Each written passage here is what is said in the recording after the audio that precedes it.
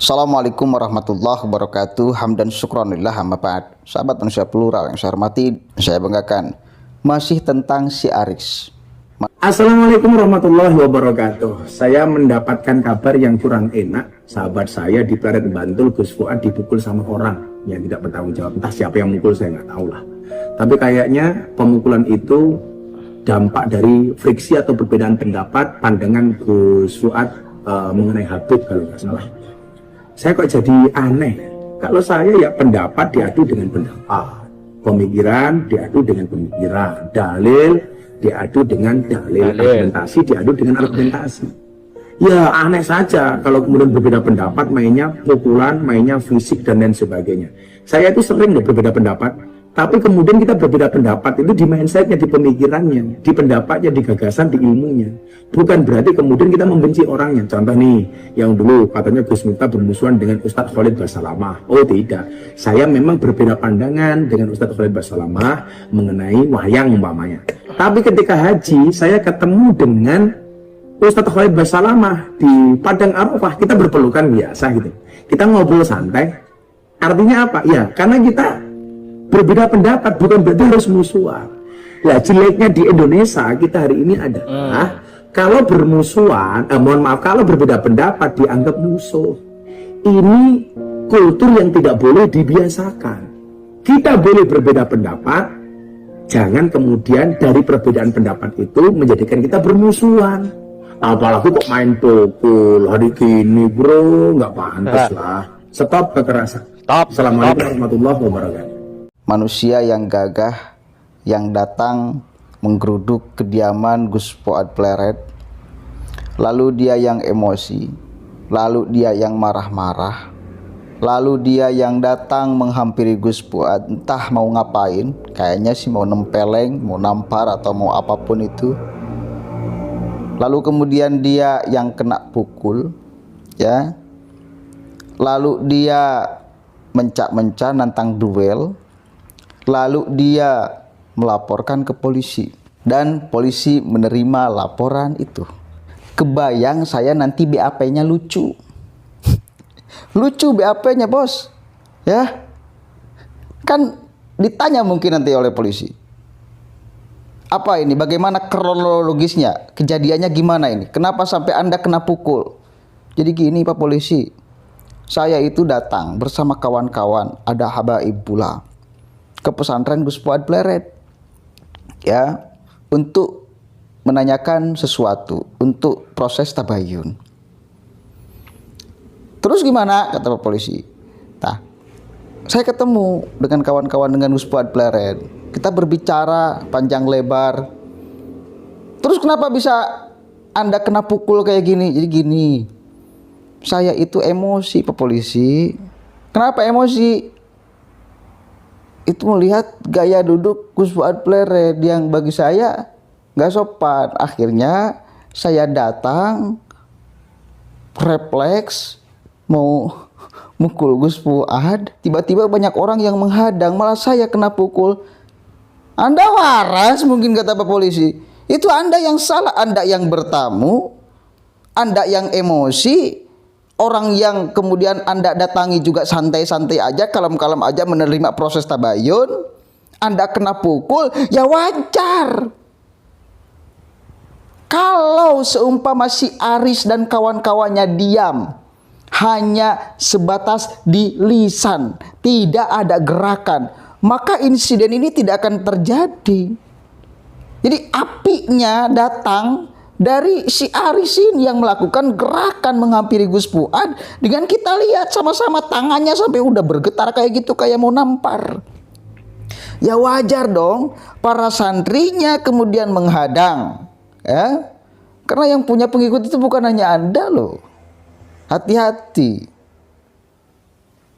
Anda itu marah karena statement Gus Fuad. Pak Aris nih ya. Anda itu marah karena statement Gus Fuad. Catat di baik-baik.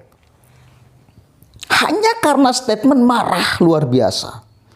Bayangkan, kalau Anda punya guru, lalu ada orang yang datang menghampiri guru Anda, dengan tangan yang seolah-olah mau mukul, apa yang akan Anda lakukan? Apa yang akan Anda lakukan?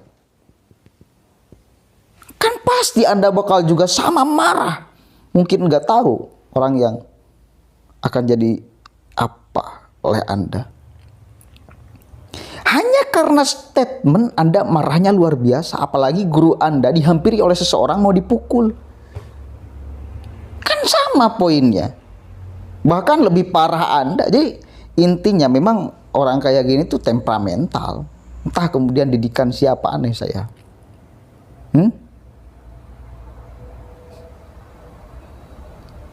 Dia marah karena melihat gaya duduk, coba bayangkan.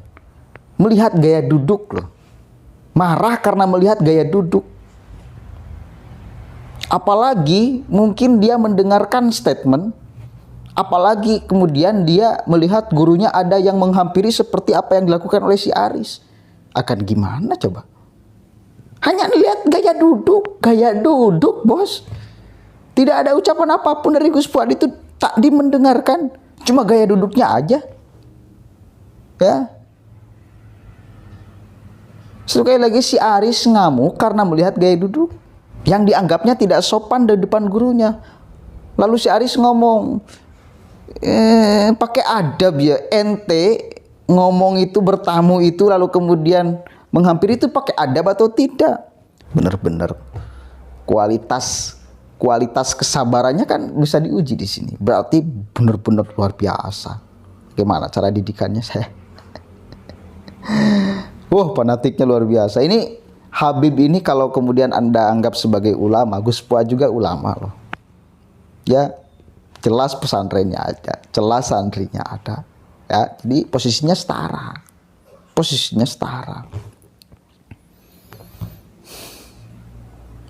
Sama-sama warasatul anbiya, gimana sih?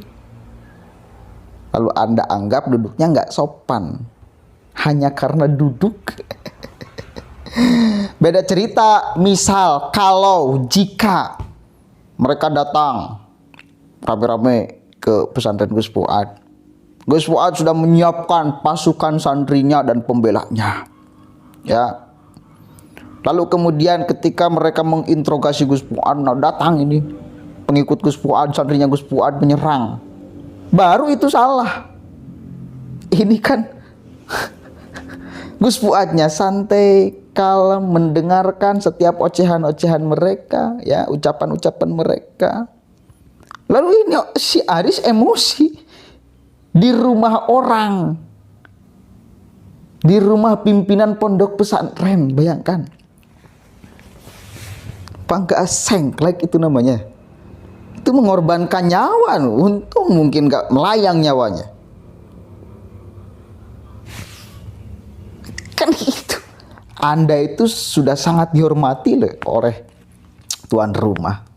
Ya, disediakan minum segala macam. Udah sangat dihormati. Tapi Andanya aja yang kurang ajar. Lalu Anda kena pukul, ibarat gini. Ada yang mengibaratkan kayak gini. Orang mau maling ke rumah kita. Ya, mau maling. Lalu orang itu kena pukul, kena gebuk, salah siapa? Orangnya mau maling kok. Apalagi orang ya datang ke rumah kita dengan kemudian tangan terkepal mau mukul tuan rumah. Lalu orang itu babak belur karena dipukul santrinya. Coba, salah siapa itu? Kalau tidak ada gerakan dari Aris itu nggak mungkin terjadi kayak gitu. Karena ada gerakan aja, kita lihatlah sama-sama videonya nyebar kok. Kalau hanya diam aja, hanya ngomong, saya kira nggak bakalan terjadi. Aris itu kepukul karena aksinya sendiri. Kurang ajar di rumah orang, ya, di rumah kiai, apalagi mau mukul kiainya, kan gila. Dia juga marah hanya karena gurunya dikritik dengan bahasa.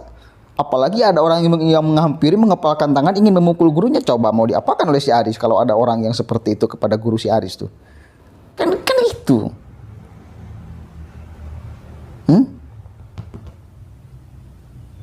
Begitu ya. Mudah-mudahan ada manfaatnya.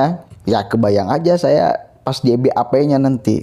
Dia yang datang dengan kawan-kawannya, dia yang emosi, dia yang mau mukul, dia yang melaporkan. Ini agak mudeng. Kalau dia tidak melakukan penyerangan kemudian dipukul, itu baru bisa diperkarakan. Itu baru masalah. Dia jelas-jelas videonya tersebar mau mukul lalu dipukul, kena pukul ya.